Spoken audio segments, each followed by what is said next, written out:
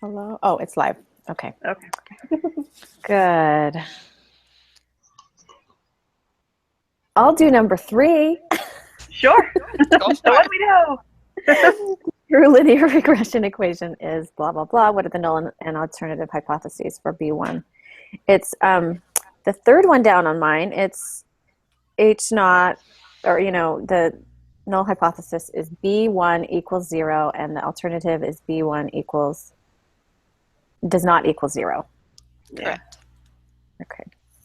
When they drilled into you enough, I can remember that one now. Yep. Mhm. That's the only thing easy in this entire unit. Oh. All right, I'll do the next one. Question 4. Okay. I hope I got it right. A residual, I put, is the difference between the observed value y and the value predicted by the regression line. Yes, Yes. that's what I put too. And Okay, that's good. from the notes, so I'm pretty sure that's right.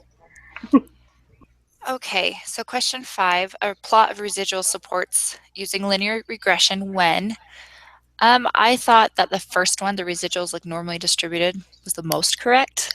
I did too, but that was tough. That's what I put. Okay, because Yeah. it has nothing to do with being positive. The megaphone shape was when it doesn't Wouldn't- support it. Yeah. Yeah, and then seeing the pattern is not You're not supposed to what have we a want to pattern. see either. Yeah. Right, okay, so, but I don't, That's why I said it's Yeah. the most Normally correct. Yeah, It's a I tough agree. one. I agree. That's exactly what I put, and I have a big question mark by that one too, so Uh-huh. I feel better about it now. Yeah. Okay. Process of elimination, I guess. Yeah, really. For the next 8, I'm on number 6. Compute the residuals for the data using software. What statement best describes the residuals? I said the residuals are between -40 and 25 That's what I've got. because it didn't form a linear pattern and they're not all negative. Right. But that wasn't, I don't know. That was, I mean, again, that just I was think a the matter most of looking. correct. Yeah. Thanks. Okay. So you guys are All doing right. great. Number 7. Based on the QQ plot for these residuals, what can you say about these residuals? I put the residuals are fairly normal.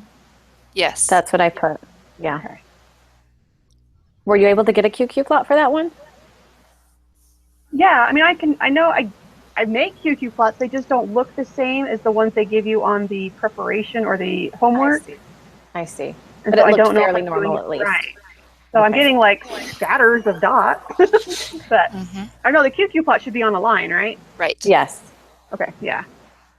But mine always look like a mirror image. So I think I'm putting things in the wrong way. You could be Huh. switching your X and Y somehow. Yeah. I guess, but I thought I was doing. That's why I'm just confused. Right. X Yeah. and Y. Yep. I can only do it with my full set of notes. That's the only way I can do it. I cannot do it in my mind. Right. Yeah. I hear wind. Do you guys hear that? Uh-huh. No. Okay. Oh, well, it doesn't interfere. So. Okay. Oh, good. All right. Question 8. Use software to create a scatter plot of the data. Given the scatter plot, the residual plot, and the QQ plot, which of the 5 assumptions about linear regression are satisfied? I got the top 3. I said there's a linear relationship between X and Y. The variance of the error term is constant for all values of X, and the residuals are normally distributed. And we have no way of determining the other 2, so Right. we can't say that it is. Yeah. We just get to assume, which doesn't seem very precise. Not very scientific. I'm so against math. Whatever. Gosh. Is it my turn? Yes. Okay. Question 9. What is B1? Are we calling that beta? Or no, is beta is the big one? Yeah, I don't beta's the big one. Little one's B. I'm just calling it B. B1. Okay. What is B1, the estimate for the slope? Okay. This is a guess, and I have a big question mark by it, and it's 1.022. No? I have Okay, no. 12.695. Okay, Yes. so hold on. You have, hold on, let me just pull up my Pull up your SPSS. 12.695. Yes. Mm-hmm. You said? Okay, I have that in my. Okay, so I just pulled it from the wrong area because I have Yes. 12.6.5. Okay.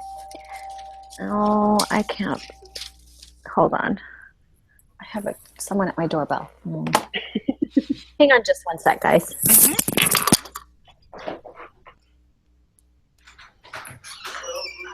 I have to look at my notes every time to remember which box is which thing. Is it the top line, the Yes. bottom line? I'm like, oh, just make it easier.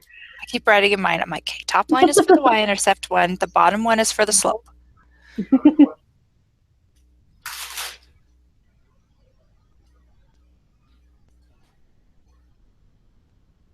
So the only time we ever use the top line is if it's for the slope, right?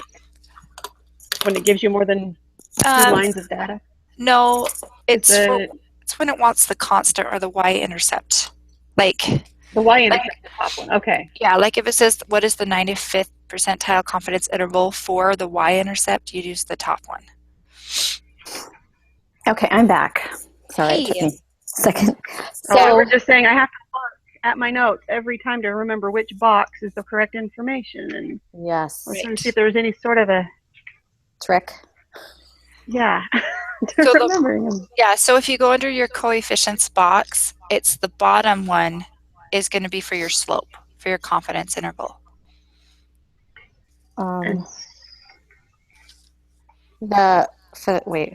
Coefficients box and the bottom line is what we're looking for. Yes. For our B1 slope. is the slope. Yes. Okay, so the y-intercept is the one above that, right? Which we don't have to know, but that's okay. Way too much to remember. It is. Okay. It is. So the bottom one was the slope for B1. Okay. All right. Are we ready to go to Do the you next? have that, Elizabeth? Wait, which question are you on? Question number Go on 9. number 9. Oh, okay. We were just saying where So- you find the answer. Okay. The bottom. Wait. I don't know what you mean. Oh, of which box defines the B1? Yeah, Okay. so under coefficients, Uh-huh. they have your, in the first box you have your constant, and then your you're like the bottom one under that. It's Right. the bottom one that you go by under B, And that's how you found the what slope. B1 was, which was the 12.695. first number, right? And then, okay. And then the y-intercept would have been the second number? Would have been the top one. Oh, okay. So B0, I think I got that mixed up in my mind. is the first, and B1 Uh-huh. is the second. Okay. Okay. Yep. Got it. Okay. Confusing. So I but would just got think, it. so when you need the T-score, that's also the bottom one, right? Yes. That's And what the we've used so 95 far. Confidence interval is always the bottom one. Not always. You have to watch that one because they say for either B1 or for the B0. Oh, crap. I made Wow. that one. Okay, I'm I'll have to. impressed. I am really struggling with this one. I really had to keep going back and reviewing the text and notes just to verify. Wow. Okay. Okay, so for the next one, construct a 95% confidence interval for the B1, or the beta 1. Yes. So I have the lower bound is 10.674. Is that? Yes, that's what I put too. Yes, that is correct. Okay, so this time it is the bottom row. Yes, because it was asking it for the slope, 95th percentile. All right, question 11. Input the upper bound is 14.715. That's what I put. Okay, so for question 12, based on the evidence and using the level of significance of alpha equals 0.05, what decision would you make? I put reject the null because the p-value is less than alpha. Correct. That's what I got. Okay. Okay, 13. For a hypothesis test for beta 1 slope, if you reject the null hypothesis, what does it mean? I put there is sufficient evidence to conclude that the slope of the regression line is not 0. Correct. That's what I put. All right, question 14. For the crocodile one, it says, for this data, which variable is the dependent variable? It's the body length. That's what I put. I got that one right then. That's good. All right. So dependent is what we are looking for. Trying to predict. Yeah, trying to predict. Okay. Yeah, but the body length is dependent on head length. 'Cause we Or know the head why? length. Okay. I know. Or All these little things. not explanatory. I remember explanatory as X because there's Yes. 2 X's in that. Yeah. Anyway, I need some other hints in my mind. Mm-hmm. Okay. Is it my turn? Yes. Yes.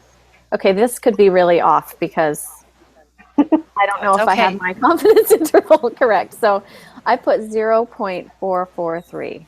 Correct. Really? That's what I got too. Yay. Oh, hooray! I feel so good now. What a boost. Okay, well, we know we got that right. So our lower bound on 16 is 7.218. Yes. And on 17, our upper bound is 8.103. Yes.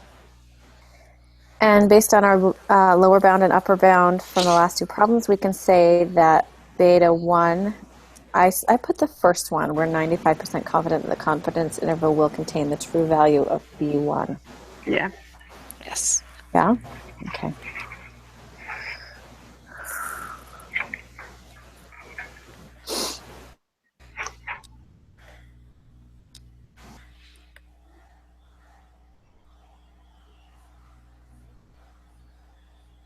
Yay. Okay, well, we're not as lost as we thought. That's Good job.